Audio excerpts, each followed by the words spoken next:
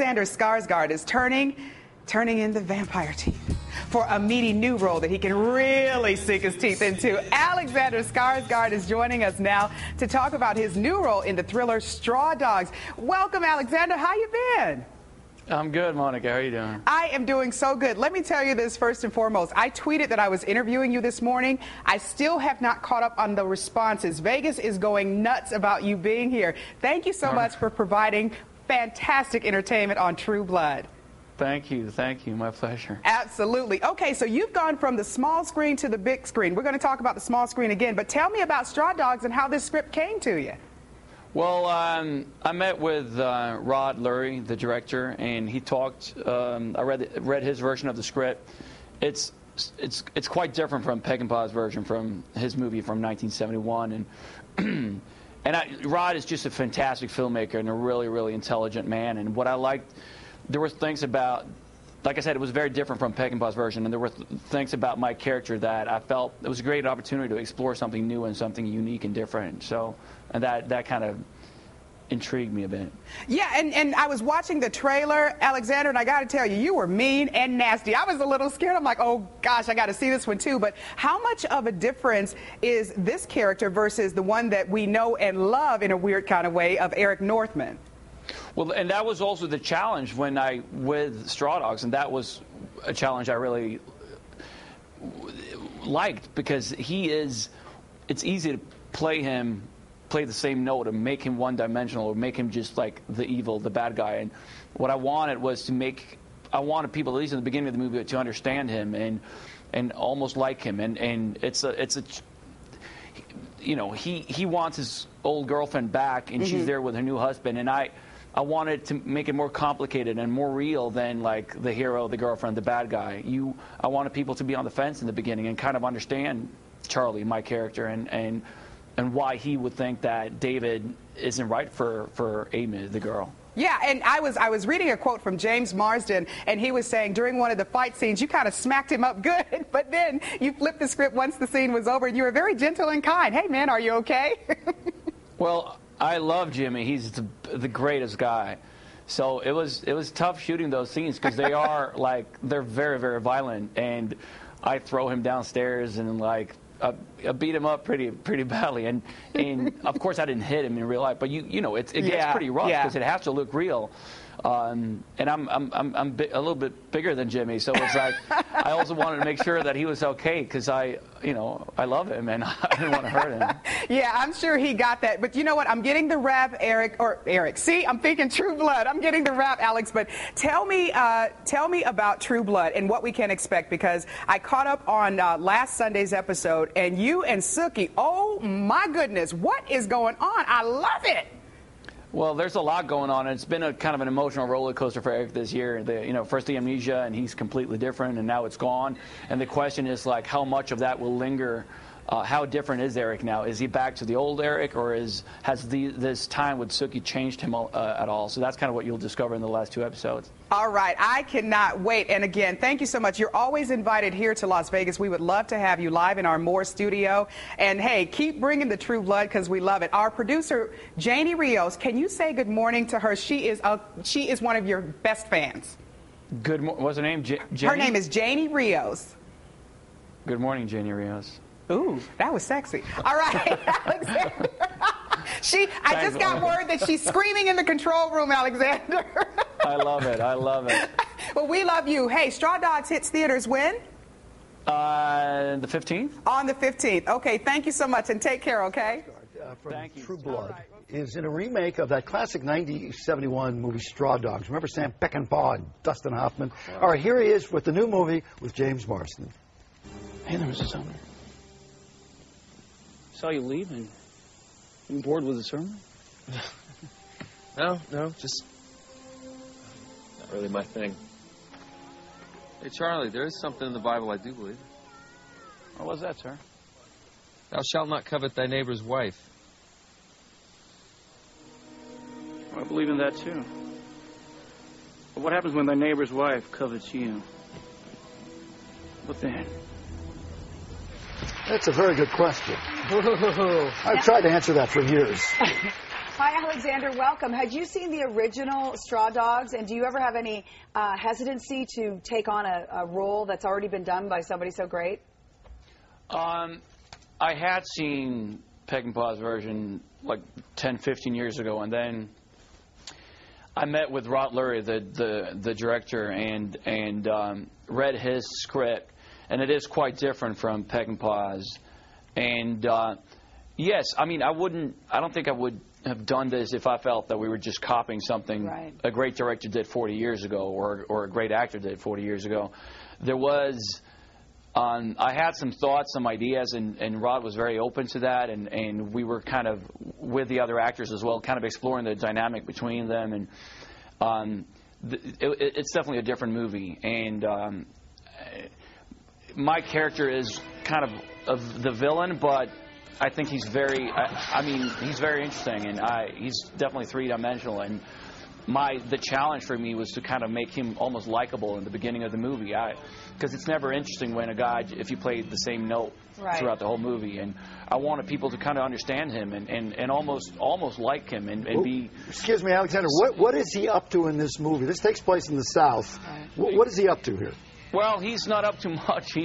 He was the star of the high school football team 10 years ago, and everyone thought that he would go on and play in the NFL one day, but he never got there. And we pick up 10 years later where he's still in this little town, and his girlfriend left. She went to Hollywood, comes back with a guy who Charlie thinks is a bit of a douchebag. He's condescending, thinks he's better than us, and for Charlie, it's about defending his territory and defending what's his. Hey, we had Hunky Joe from True Blood on the other day, and he picked up Tony and carried him around the set. Does he do that to you guys? Yeah, we don't have vans shuttling us back and forth. So it's Joe. He's the guy. Hunky Joe carries us around. Because he picked up Tony, who is also rather... By the way, yes, this is from Alexander's other show, that True Blood, which is, by the way, probably my favorite season so far. It's gotten wilder, if you can even imagine. Still having fun on it, I imagine, huh? Yeah, it's been a fun season, and Eric's been it's a very different Eric this year, and of course, for me as an actor, it's been fun playing that. Now, may I bring up your father? Is that okay? Yes, you may. All right, your father's a great actor, Stellan Skarsgård. And he's a great actor, and he has an air of mystery about him. He does. Which is very, very interesting. He, of course, is not American. You're kind of American, even though you're Swedish. You have an American sly sense of humor. How would you compare your work to his? Oh, I would never do that. I would never do that. I mean, I love my father, and he's been a great inspiration for me in my life. You know, professionally, but, you know... As dad. It's and as my dad, and you know, I would never compare myself to him. I think he's phenomenal. Does he ever talk about your work? Does he watch True Blood? Does he see your movies? He does, yeah, he does. He does. Yeah, I mean, he watches the show. Yeah, all right. I'm sure when he watches you... He sees a little bit of himself. Yeah, it's he's such a good bad guy. Yeah. All right, and you're such a bad good guy, or whatever we're saying here. Alexander, thank you so much for being with us. On HBO's True Blood series, and soon you can see him in a really interesting-looking movie called Straw Dogs. Actor Alexander Skarsgård joins us live this morning from New York City. Good morning, Alexander. Good morning. Hey, were you there when Hurricane Tropical Storm Irene hit New York City? Yeah, I was here. How was it? How did you handle it? Well, I was in Manhattan, and Manhattan didn't really get hit that hard compared to the beaches in New Jersey and. Okay, so everybody's okay. Yeah, I mean, I was in kind of downtown, but not on the river, so it was windy and wet, but. You're all right. Yeah. You're okay. A lot of people got hit much worse than I did. That is true.